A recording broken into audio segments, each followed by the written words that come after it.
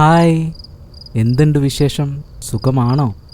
അപ്പോൾ നമുക്ക് കഥ പറയണ്ടേ? നമ്മൾ എന്തായിരുന്നു കഴിഞ്ഞ ദിവസം പറഞ്ഞ കഥ? നമ്മൾ യോസേഫിനെ പറ്റിയായിരുന്നു ലാസ്റ്റ് പറഞ്ഞ കഥ. യോസേഫ് പൊട്ടക്കുഴിയിൽ യോസേഫിൻ്റെ ചേട്ടന്മാർ പിടിച്ചിട്ടു. എന്തിനായിരുന്നു പിടിച്ചിട്ടത്? യോസേഫിനോടുള്ള ദേഷ്യം വരാൻ എന്തായിരുന്നു കാരണം? ദേഷ്യം വരാനുണ്ടായ കാരണം അവരുടെ അപ്പയ്ക്ക് യോസേഫിനോട് ഭയങ്കര സ്നേഹമായിരുന്നു. ഒന്നത്. പിന്നെ യോസേഫിന് മറ്റാർക്കും കൊടുക്കാത്ത ഒരു ഡ്രസ്സ് യോസേഫിന് കൊടുത്തു. പിന്നെ യോസേഫ് 2 സ്വപ്നം കണ്ടു.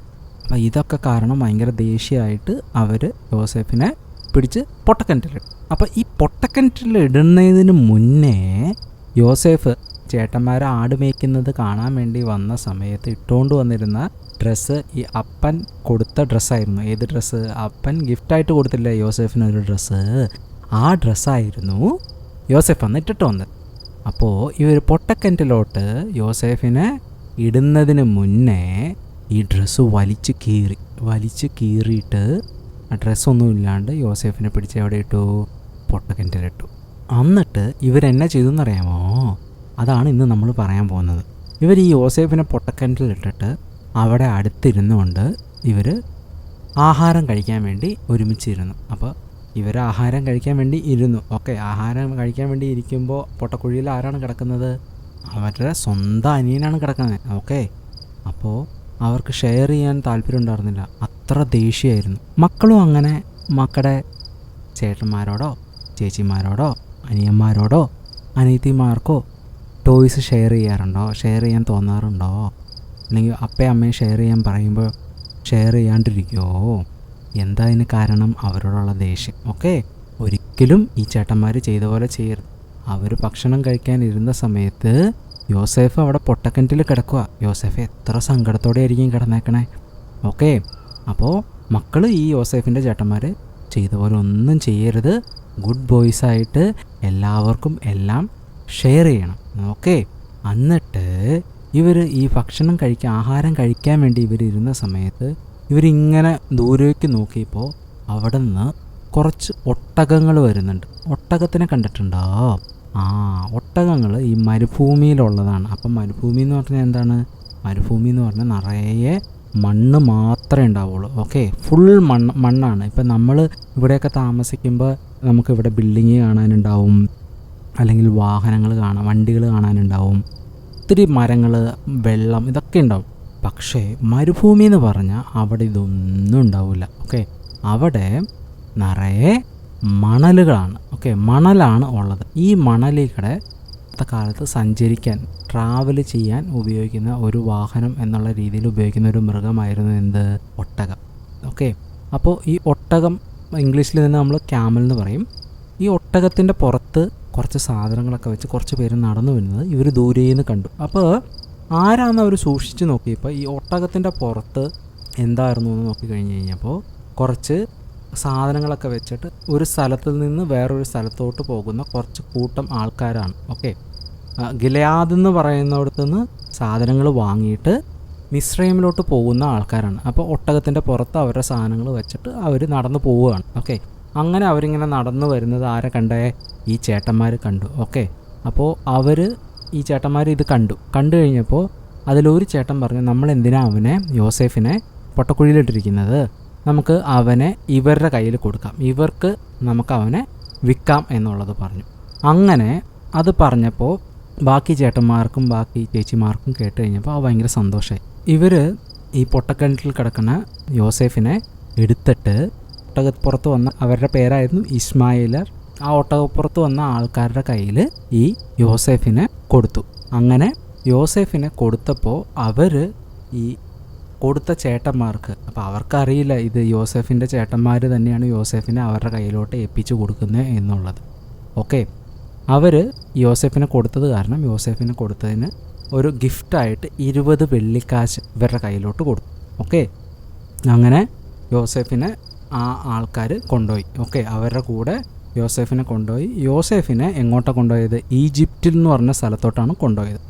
പാവം യോസേഫ്, നമ്മൾ ആലോചിക്കണം, യോസേഫ് അപ്പൻ പറഞ്ഞത് അനുസരിച്ച് ചേട്ടന്മാരുടെ അടുത്ത് ചെന്നതാണ്. ചേട്ടന്മാരുടെ അടുത്ത് ചെന്നപ്പോൾ ചേട്ടന്മാർക്ക് ദേഷ്യം കാരണം യോസേഫിനെ അവരുടെ അടുത്തുനിന്നേ ആ കുടുംബത്തിൽ നിന്നേ യോസേഫിനെ മാറ്റി വേറെ നാട്ടിലോട്ട് വിട്ടു.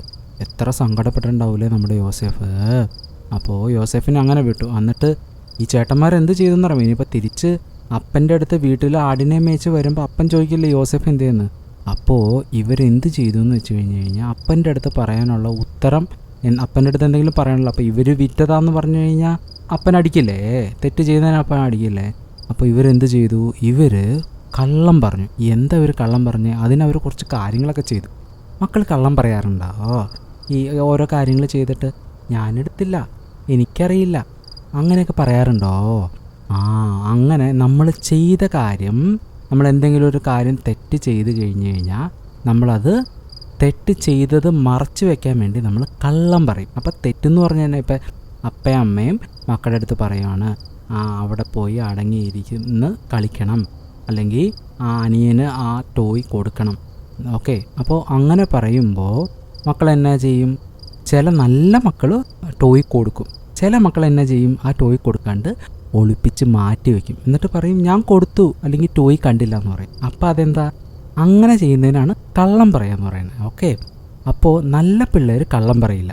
പക്ഷേ യോസേഫിൻ്റെ ചേട്ടന്മാരും ചേച്ചിമാരും കള്ളം പറഞ്ഞു. എന്താ ഇവർ പറഞ്ഞ കള്ളം എന്നറിയാമോ? അപ്പോൾ ഈ കള്ളം പറയുന്നതിന് മുന്നേ ഇവർ കുറച്ച് കാര്യങ്ങൾ അവിടെ ചെയ്തു. ഇവർ ചെയ്തത് എന്താണെന്ന് വെച്ച് കഴിഞ്ഞ് കഴിഞ്ഞാൽ, ഈ അപ്പൻ കൊടുത്ത ഡ്രസ്സ് ഉണ്ടായിരുന്നല്ലോ, ഇവർ വലിച്ച് കീറിയ ഡ്രസ്സ് ഉണ്ടായിരുന്നല്ലോ, ആ ഡ്രസ്സ് ഇവർ ഈ യോസേഫ് പോയതിന് ശേഷം ഇവരെന്ത് ചെയ്തു എന്ന് വെച്ച് കഴിഞ്ഞ് കഴിഞ്ഞാൽ, അത് വീണ്ടും ആ വസ്ത്രം എടുത്തിട്ട് കീറി, ആ ഡ്രസ്സ് എടുത്തിട്ട് കീറിയിട്ട് എന്ത് ചെയ്തു, അവിടെ ഒരു ആടുണ്ടായിരുന്നു, ആടിനെ കൊന്നു. ആടിനെ കൊന്നിട്ട് ഈ ആടിനെ കൊന്നു കഴിയുമ്പോൾ ആടിൻ്റെ ചോര വരും, നല്ല റെഡ് കളറിലുള്ള ചോര വരും. ആ ചോരയിൽ ഈ ഡ്രസ്സ് മുക്കി. അപ്പോൾ ഈ ഡ്രസ്സ് ചോരയിൽ മുക്കുമ്പോൾ എന്നാവും, ഡ്രസ്സ് ഇങ്ങനെ വലിച്ചെടുക്കും. ഇപ്പോൾ നമ്മൾ വെള്ളമൊക്കെ വീണ് കഴിഞ്ഞ് വീട്ടിൽ വെള്ളം കുടിച്ചുകൊണ്ടിരിക്കുമ്പോൾ വെള്ളം വീണു, വെള്ളം താഴെ വീണ് എന്താ ചെയ്യുക, അമ്മ ഓടി വന്നിട്ട് എന്തെങ്കിലും തുണിയിൽ അത് തൂത്തെടുക്കൂലേ, തുണി അതിങ്ങനെ വലിച്ചെടുക്കും. അപ്പോൾ അവിടുത്തെ വെള്ളം മൊത്തം പോകും. കണ്ടിട്ടുണ്ടോ മക്കൾ? അപ്പോൾ അതേപോലെ ഈ ആടിനെ കൊന്നു കഴിഞ്ഞപ്പോൾ ആടിൻ്റെ ചോര വന്നത് റെഡ് കളറാണ്. അതിൽ ഈ തുണി ഇവർ ഈ ഡ്രസ്സ്, യോസേഫിൻ്റെ ഡ്രസ്സ് അങ്ങ് മുക്കി കഴിഞ്ഞ് കഴിഞ്ഞപ്പോൾ അതിന് മൊത്തം റെഡ് കളറായി. അപ്പോൾ എന്നിട്ട് ഇവർ അപ്പൻ്റെ അടുത്ത് വന്നിട്ട് എന്ത് പറഞ്ഞു എന്നറിയാമോ? അപ്പൻ്റെ അടുത്ത് പറഞ്ഞു, അപ്പ ഇത് യോസേഫിൻ്റെ ഡ്രസ്സ് തന്നെയല്ലേ, അപ്പം നോക്കിക്കേ. അത് കഴിഞ്ഞിട്ട് ഇവർ പറഞ്ഞു, ഒരു ദുഷ്ടമൃഗം, ഭയങ്കര ശക്തിയുള്ള ഒരു മൃഗം വന്നിട്ട് നമ്മുടെ യോസേഫിനെ പിടിച്ച് കീറിക്കളഞ്ഞു. ഓക്കെ, യോസേഫ് ചത്തുപോയി. അതിൻ്റെ ബാക്കി വസ്ത്രം മാത്രമാണ് ഞങ്ങൾക്ക് കിട്ടിയുള്ളൂ, അതാണ് ഞങ്ങൾ കൊണ്ടുവന്നതെന്ന് പറഞ്ഞു. ഇത് കേട്ടപ്പോൾ ഭയങ്കര സങ്കടമായി യോസേഫിൻ്റെ അപ്പന്. കാരണം യോസേഫിൻ്റെ അപ്പന് ഏറ്റവും ഇഷ്ടം യോസേഫിനെ ആയിരുന്നു. യോസേഫിൻ്റെ അപ്പന് ഭയങ്കര സങ്കടമായി, ഭയങ്കര കരച്ചിലായി, കാര്യങ്ങളായി. പക്ഷേ യോസേഫ് മരിച്ചിട്ടുണ്ടായിരുന്നില്ല, ചേട്ടന്മാർ കള്ളം പറഞ്ഞതാണ്. ഓക്കെ, അപ്പോൾ നമ്മുടെ ജീവിതത്തിൽ നമ്മൾ കള്ളം പറയരുത്. അപ്പം നമ്മൾ ഇന്ന് കഥയിൽ എന്നൊക്കെയാണ് പഠിച്ചത്? ഒന്ന്, എല്ലാവർക്കും നമ്മൾ ഷെയർ ചെയ്യണം, നമുക്കുള്ളത് ഷെയർ ചെയ്യണം. അത് ആഹാരം ആയിക്കോട്ടെ, ടോയ്സ് ആയിക്കോട്ടെ, ഡ്രസ്സ് ആയിക്കോട്ടെ, എന്തും ആയിക്കോട്ടെ, ഇല്ലാത്തവർക്ക് നമ്മൾ ഷെയർ ചെയ്യണം. ഒപ്പം നമ്മൾ കള്ളം പറയരുത്.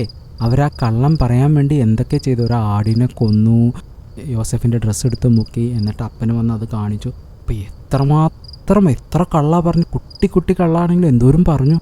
ഓക്കെ, അപ്പോൾ കള്ളം പറയണത് നമുക്ക് നല്ല ശീലമല്ല. കള്ളം പറയരുത്.